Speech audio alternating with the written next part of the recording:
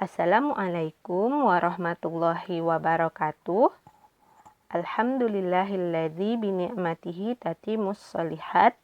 Allahumma sholli ala Muhammad wa ala ali Muhammad. Anak-anak ustazah, kita lanjutkan pelajaran matematika kita.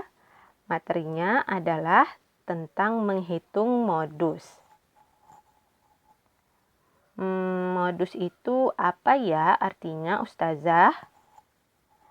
Nah, anak-anak ustazah, modus adalah data atau nilai yang paling sering muncul atau yang memiliki jumlah frekuensi terbanyak. Dan fokus pembahasan kita kali ini adalah menentukan modus dari data tunggal. Data tunggal itu sendiri artinya adalah data yang belum disusun atau dikelompokkan ke dalam kelas-kelas interval. Jadi menentukan modus data tunggal artinya kita menentukan nilai yang paling sering muncul atau yang memiliki jumlah frekuensi terbanyak dari data yang belum disusun atau dikelompokkan ke dalam kelas-kelas interval. Oke, kita masuk ke contoh soalnya. Contoh soal yang pertama, berikut adalah nilai-nilai hasil ujian matematika yang didapatkan oleh murid kelas 5 Imam Malik. Nilainya 9, 7, 8, 9, 9, 7, 8, 6, 6, 7, 9, 9, 9. Tentukanlah modus dari kumpulan nilai tersebut. Mari kita kerjakan. Langkah penyelesaiannya. Yang pertama, kita membuat tabel untuk memudahkan melihat jumlah frekuensi masing-masing nilai yang ada. Kita buat tabelnya seperti ini. Lalu kita isi atau kita lengkapi bagian yang kosongnya. Dimulai dari nilai yang terendah, 6. Kita hitung nilai 6-nya ada 1, 2. Berarti jumlah frekuensi nilai 6 ada 2. Kita tulis. Selanjutnya nilai 7. Kita hitung nilai 7 ini ada 1, 2, 3. Kita tulis 3 pada kolom jumlah frekuensi nilai 7. Selanjutnya nilai 8. Dihitung lagi. 1, 2. Nilai 8-nya ada 2 ya nak. Yang keempat atau yang terakhir nilai 9. 1, 2, 3, 4, 5, 6. Ada 6. Jadi kita tulis 6 pada kolom jumlah frekuensi nilai 9. Sudah lengkap tabelnya, maka bisa kita perhatikan jumlah frekuensi yang terbanyak adalah pada nilai 9. Ada 6 ya nak. Nilai 9-nya.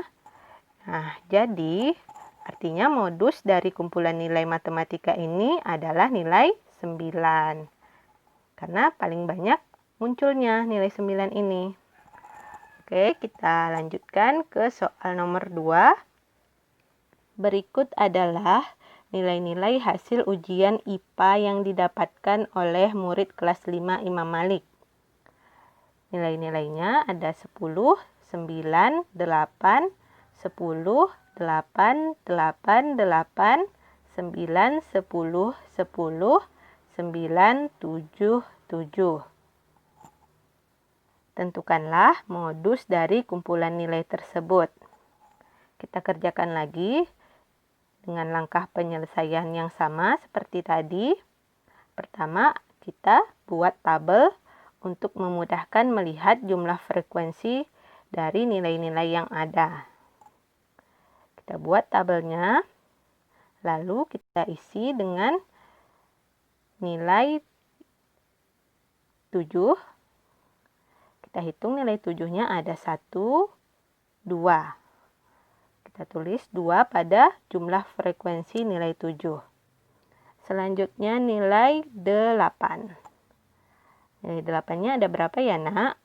1, 2, 3, 4. Berarti jumlah frekuensi nilai 8 ada 4. Selanjutnya nilai 9.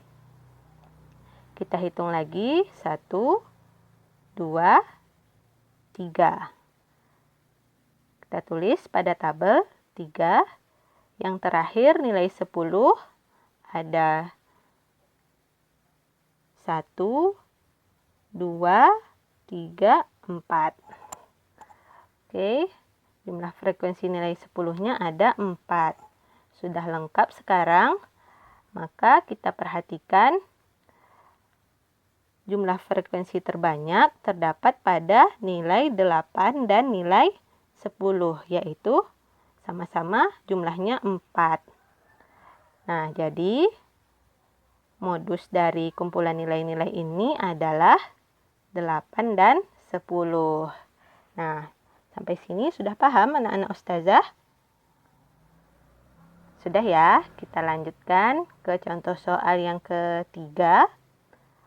Perhatikan ayat ketiga surah Al-Ikhlas berikut. Lam yalid wa lam yulad. Tentukanlah modus dari huruf-huruf pada ayat di atas. Kita kerjakan dengan langkah-langkah yang sama seperti tadi. Pertama, kita membuat tabel untuk memudahkan melihat jumlah frekuensi huruf-huruf yang ada. Kita tulis tabelnya. Lalu kita lengkapi bagian yang kosong, dimulai dari huruf yang pertama, huruf lam. Kita hitung huruf lam pada ayat ini ada 1, 2, 3, 4. Artinya jumlah frekuensi huruf lam pada ayat ini ada 4. Kita lanjut ke huruf yang kedua, yaitu huruf mim. Dihitung lagi huruf mimnya ada 1, 2. Kita tulis 2 pada kolom jumlah frekuensi huruf mim. Yang ketiga huruf ya. Kita hitung lagi ada 1, 2. Oke, berarti jumlah frekuensi huruf ya-nya ada 2. Yang keempat huruf dal. Huruf dalnya ada berapa, Nak? Ada 1, 2. 2 juga, jadi kita tulis 2 pada tabel. Yang terakhir huruf waw. Kita hitung lagi, huruf waw ada 1, 2. 2 juga, maka kita tulis di kolom jumlah frekuensi huruf waw. Lalu kita perhatikan jumlah frekuensi terbanyak terdapat pada huruf lam. Ada 4 kali tadi ya lamnya. Artinya modus dari huruf-huruf pada ayat ketiga surah Al-Ikhlas ini adalah huruf lam. Paham anak-anak ustazah? Paham ya? Kita lanjutkan lagi ke soal yang terakhir. Perhatikan ayat kedua surah At-Tin berikut. Waturi sinin. Tentukanlah modus dari huruf-huruf yang ada pada ayat di samping. Langkah penyelesaiannya sama seperti tadi ya, Nak. Kita buat tabel terlebih dahulu.